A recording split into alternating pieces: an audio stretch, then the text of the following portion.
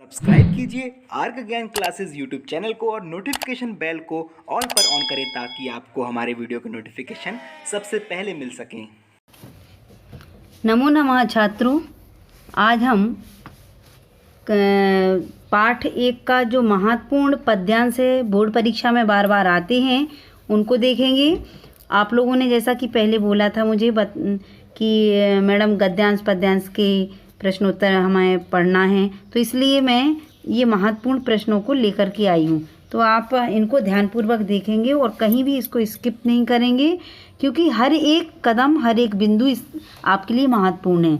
तो चलिए देखते हैं पहला श्लोक, जो कि पुस्तक में भी आपके पाठ में भी पहले ही नंबर पर है, जो है ओम यत् जाग्रतो दूर मुदेति दैवम तदु सुप्तस्य तथे वैति दूरंगमम ज्योतिषाम ज्योति एकम तन्मे मनः शिव संकल्पमस्तु। शॉर्ट में मैं इसका फटाफट से अनुवाद आपको बता देती हूँ। जो मन आत्मा में रहने वाला है तथा मनुष्यों को कहाँ तक ले जाता है, दूर दूर तक ले जाता है। और कैसा होता है, जो इंद्रियों को प्रेरित करता है या इंद्रियों का प्रकाशक होता है, मार्गदर्शक होता है, जो अकेला जागृत अवस्था में दूर दूर तक जाता है और जो सोए हुए मनुष्य के उसी प्रकार अंतःकरण में जाता है, अर्थात शांत हो जाता है, ऐसा वह मेरा मन कल्याणकारी विचारों से युक्त हो। तो पहला प्रश्न है, कस्य मनः दूरम, ये है प्रश्नवाचक शब्द। कस्य मनः दूरम उदेति, तो किसका मन दूर दूर तक जाता है। अब आप श्लोक में देखेंगे, श्लोक आपको दिख रहा है,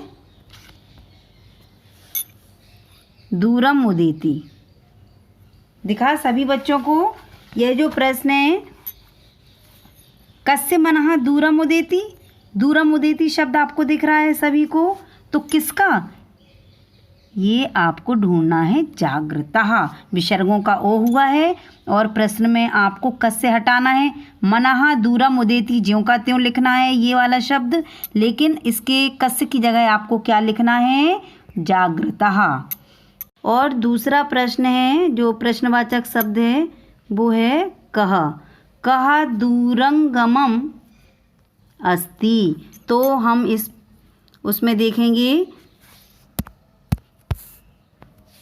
श्लोक में कि इसमें दूरंगमम कहाँ लिखा है, ये लिखा है, दिख रहा है सभी को। तो किसकी बात हो रही है, कहा, इस पूरे पाठ में किसकी बात हो रही है, मन की। तो यहाँ क्या आ जाएगा, कहा को हटा दिया, आ जाएगा मनः, ये दिया है, यहाँ पे उत्तर में भी दिया है इसको। और आपको जो आसान तरीका है वो ये है कि आपको ये ढूंढना है दूरंगमम कहाँ लिखा है, यहाँ लिखा है, तो किसकी बात हो रही है यहाँ पे, मन की। आप इस उत्तर को आसानी से ढूंढ सकते हैं। तीसरा प्रश्न है, तीसरा प्रश्न इसमें ज्योतिषाम एकम ज्योति कह। अब हमको श्लोक में ये वाली लाइन ढूंढनी है कि ज्योतिषाम कहाँ लिखा है, ज्योति एकम ये लिखा है, ज्योतिषाम ज्योति एकम ये लिखा हुआ है, कह, ज्योतिषाम ज्योति एकम कह, तो पूरी उसमें किसकी बात हो रही है, मन की। तो हम यहाँ उत्तर में लिखेंगे मनः, ज्योतिषाम एकम ज्योति मनः। अब देखेंगे हम तीसरा प्रश्न, चौथा प्रश्न, मे मनः किम अस्तु। तो ये किम है, कैसा है, प्रश्नवाचक शब्द है और प्रश्न में यहाँ दिया है मे मनः, तो हमने यहाँ ढूंढ लिया किमस्तु, किमस्तु के लिए हमने ढूंढा और ये आ गया हमारा उत्तरवाचक शब्द। तो उत्तर हो गया हमारा मे मनः शिव संकल्पम अस्तु। इसके बाद हम आखिरी प्रश्न देखेंगे, जिसमें दिया हुआ है शिव इति शब्दस्य विलोम शब्दम लिखत। शिव शब्द का विलोम शब्द लिखना है।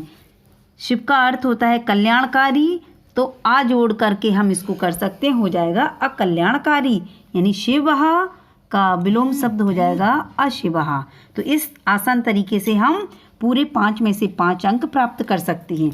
और आपको एक बात मैं विशेष बता दूं कि जो 5वां प्रश्न होता है वो व्याकरण से संबंधित होता है। चौथा कभी कभी चौथा भी पूछ लेते हैं, तो आपको जहाँ पे पूरे 5 प्रश्न क्लियर हों उसी गद्यांश को चुनो उत्तर लिखने के लिए।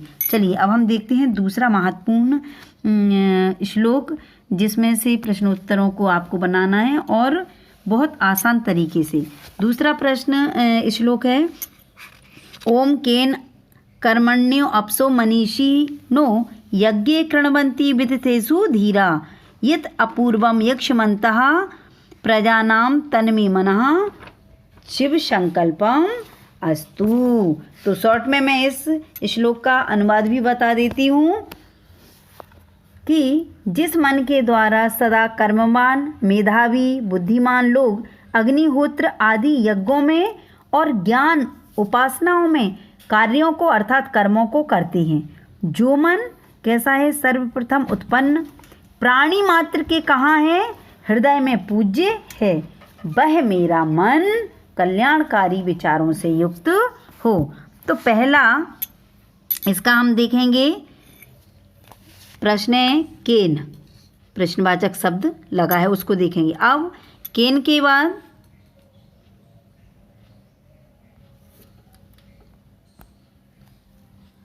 केन प्रश्नवाचक शब्द ढूंढ लिया, बाकी का हमको ढूंढना है अपसाह, मनीषनिस, ये पूरा शब्द ढूंढना है। तो कहाँ लिखा हुआ है इस चीज़ को हम यहाँ देखेंगे, ठीक है, ये पूरा लिखा हुआ है। लेकिन हमको केन किसके द्वारा, तो येन, ये इसका आप ढूंढोगे, लेकिन ये नहीं होना चाहिए क्योंकि सर्वनाम के स्थान पर हम संज्ञा का प्रयोग करते हैं। तो इस येन ये किसके लिए संबोधित हुआ है, मन के लिए। केन के स्थान पे हम मनसा लिखेंगे और पूरा ज्यों का त्यों आ जाएगा। मनसा अपसहा मनीषणश्च यज्ञे विदितेषु च कर्मणि कुर्वन्ति। अब हम देखेंगे दूसरा प्रश्न,